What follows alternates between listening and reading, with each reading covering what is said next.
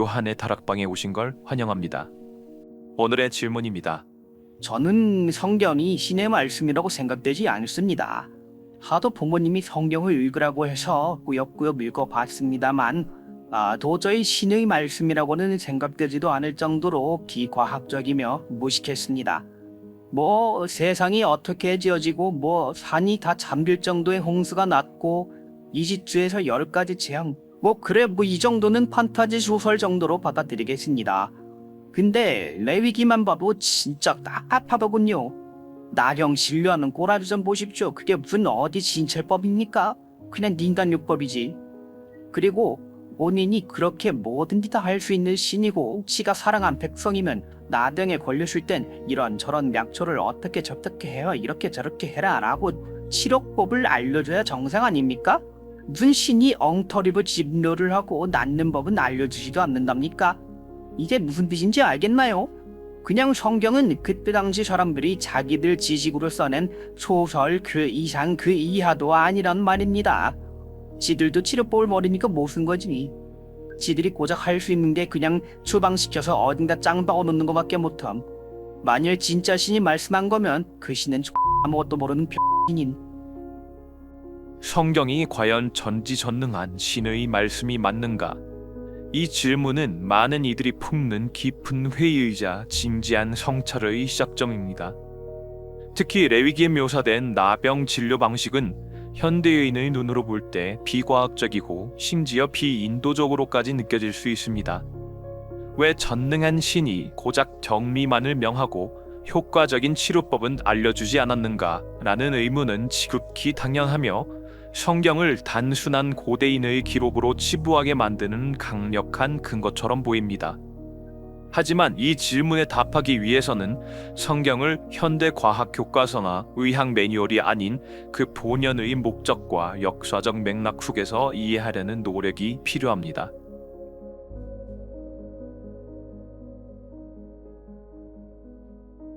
이 질문자가 느끼는 분노와 의문은 지극히 자연스럽습니다. 억지로 읽은 성경에서 기대했던 신의 지혜는커녕 마치 고대의 무지한 사람들의 기록처럼 느껴졌기에 정말 이게 전지전능한 신의 말씀이 맞는가? 라는 의심은 당연한 귀결입니다. 생각해봅시다. 아이에게 열이 날 때 의사는 해열제 이름과 복용량을 알려줍니다. 그런데 만약 의사가 애를 천막 밖으로 격리시키라고만 말한다면 우리는 이렇게 말하겠죠. 저게 의사야? 점쟁이지? 성경에 등장하는 나병 진찰법은 얼핏 보면 이 수준입니다. 질병을 고치지도 않고 그냥 제사장이 진단만 하고 사람을 격리시켜버립니다. 현대인의 눈으로 보자면 이것은 비의학적이고 비논리적이며 비인도적으로 보일 수 있습니다. 더 나아가 만일 성경이 정말 하나님의 말씀이라면 왜 그분은 당시 사람들도 쓸 수 있었을 효과 있는 약조차 알려주지 않았는가라는 질문은 아주 핵심을 찌릅니다.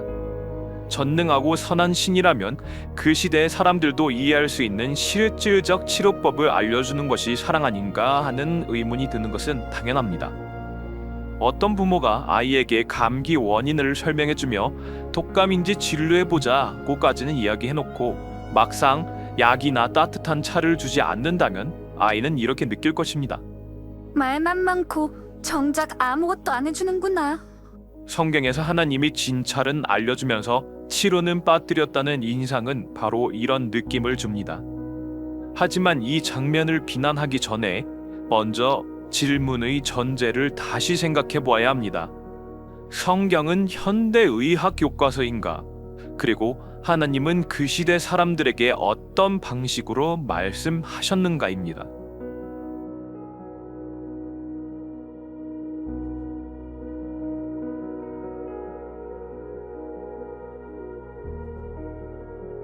레위기는 현대 의학 매뉴얼이 아닙니다. 레위기는 기원전 약 1400년경 이집트 메소포타미아 문명권에서 주어진 제의적 정결법과 공공위생법의 일환입니다. 이 시대에는 박테리아, 바이러스, 면역학에 대한 개념이 존재하지 않았습니다. 그러나 놀랍게도 레위기의 나병 관리법은 당시 고대 사회의 위생 관념 중 매우 발전된 편에 속합니다. 고대 이집트 의학 문서인 에베르스 파피루스나 스미스 파피루스를 보면 대부분의 질병을 마법이나 악령으로 돌렸고 치료법은 뱀의 피나 동물 배설물, 심지어는 주술에 의존했습니다. 반면 레위기는 접촉 정리라는 감염병 차단의 핵심 원칙을 담고 있습니다. 이것은 단순한 미신이 아니라 감염병에 대한 경험적 대응이었으며 오늘날의 역학에서도 높이 평가됩니다.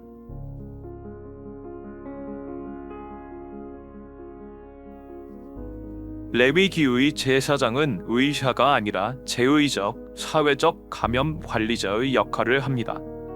당시 공동체는 정결과 부정이라는 개념으로 사회적 질서를 유지했습니다.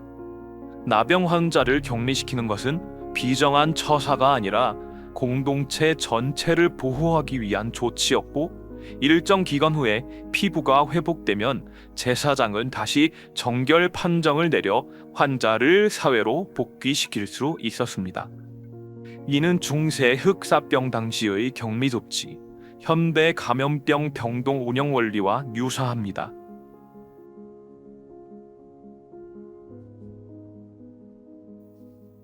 고대 이스라엘 사람들은 발삼류, 올리브유, 무화과, 밀가루 반죽, 와인과 퍼버즙 등을 인간 요법이나 의학 목적으로 사용했습니다.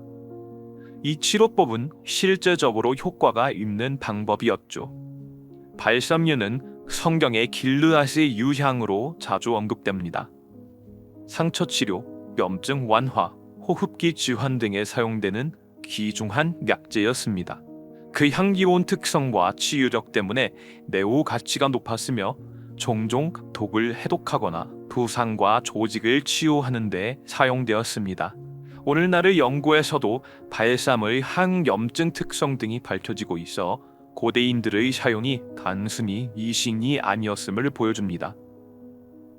무화과를 치료에 쓰는 부분도 마찬가지였습니다. 성경에 히스기야 왕이 종기로 고통받을 때 이사야 선지자가 무화과 반죽을 환부에 대어 치료하도록 지시하는 구절이 나옵니다. 이는 무화과가 염증을 줄이고 감염을 완화하는 데 사용되었음을 시사합니다. 실제로 무화과는 항염증 및 진정 효과가 있는 것으로 알려져 있으며 고대에는 종기나 상처의 고약을 만드는 데 사용되었습니다. 그러나 흥미로운 점은 성경은 이것들을 사용하되 절대 하나님이 이것을 공식 치료법으로 명령했다고 말하지 않습니다. 왜일까요? 성경은 의학 백과사전이 아닙니다. 그 중심 목적은 인간이 하나님과 바른 관계를 맺도록 하는 것입니다. 성경이 계시하고자 했던 중심은 죄, 정결, 회복의 구조, 즉 도덕적, 영적 치유의 과정이었습니다.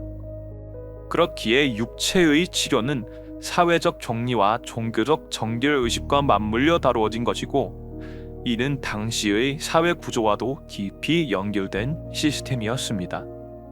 하나님은 만능 해결사 약장수가 아니라 인간과의 도덕적 신뢰관계를 회복시키는 언약의 주체이기 때문입니다. 즉, 약을 알려주는 것은 사랑의 전부가 아니며 사랑은 더 깊은 차원의 관계 회복을 중심으로 움직입니다.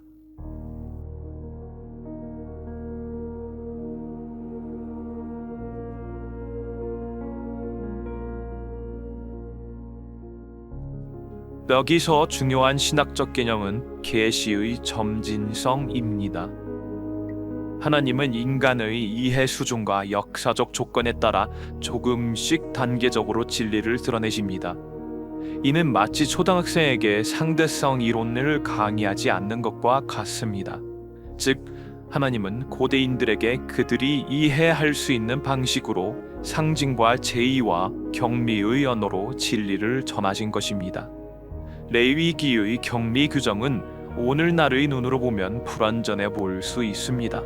그러나 그 시대에는 감염 확산을 줄이고 공동체 내의 윤리 질서를 유지하기 위한 놀라운 수준의 계시적 지혜였습니다.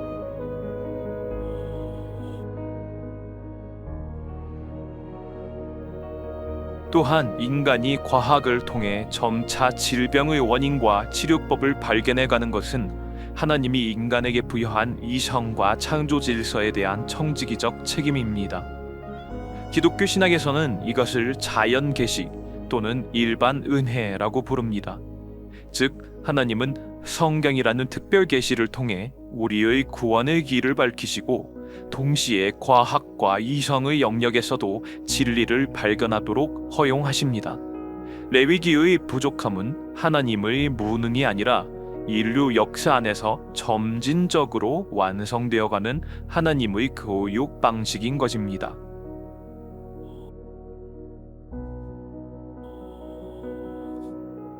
레위기의 나병 진단은 공포 조장이 아니라 신적 공동체에서의 죄와 정결의 유형론적 상징체계로 작동합니다.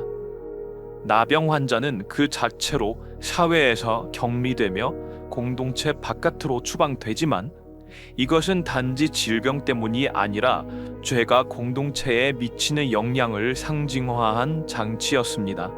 따라서 하나님이 낫는 법을 말씀하지 않은 이유는 그 질병의 의학적 본질보다는 영적 상징성과 공동체적 메시지를 더 중요하게 사용하셨기 때문입니다. 하나님은 당시 이스라엘에게 단순히 건강한 몸을 가진 국민을 만드는 것보다 나는 너희 중에 거룩하니 너희도 거룩하라는 거룩한 백성을 형성하는 데 관심이 있으셨습니다.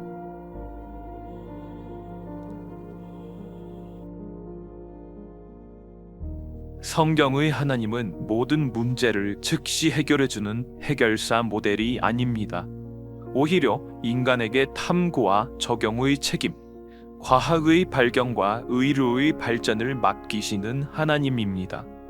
예컨대 인간은 오랜 시간 동안 버드나무 껍질에서 아스피린의 효능을 발견해냈고 고대 페르시아, 중국, 인도에서도 다양한 약초 치료법이 발전했습니다. 그런데도 성경에 그런 약자 목록이 없다면 그것은 하나님이 몰라서가 아니라 그것을 인간이 직접 탐구하길 원하셨기 때문입니다. C.S. 루이스는 고통의 문제에서 이렇게 말합니다. 하나님은 우리의 편안함에는 속삭이시고 고통에는 외치신다. 고통은 이 세상을 일깨우는 하나님의 확성기이다. 고통은 우리가 과학을 탐구하게 만들고 인간 서로를 돌보게 만들며 하나님을 찾게 만들도록 설계된 일종의 사랑의 충격요법입니다. 모든 것을 미리 알려주는 신은 오히려 인간을 무능하고 수동적인 존재로 만들 뿐입니다.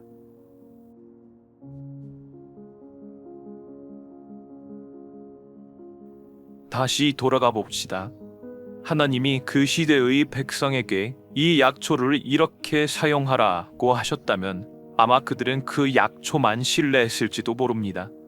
하지만 하나님은 그들이 치료보다 회복을 바라보게 하셨고 치유보다 정결을 갈망하게 하셨습니다.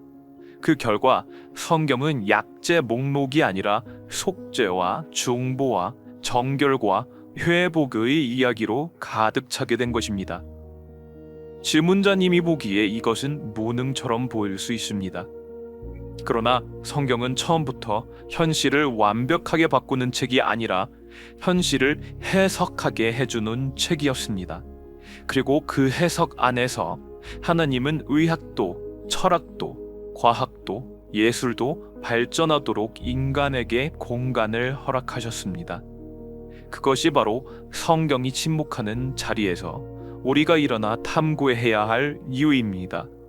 당신의 질문은 무지의 증거가 아니라 진정한 탐구를 향한 첫걸음입니다.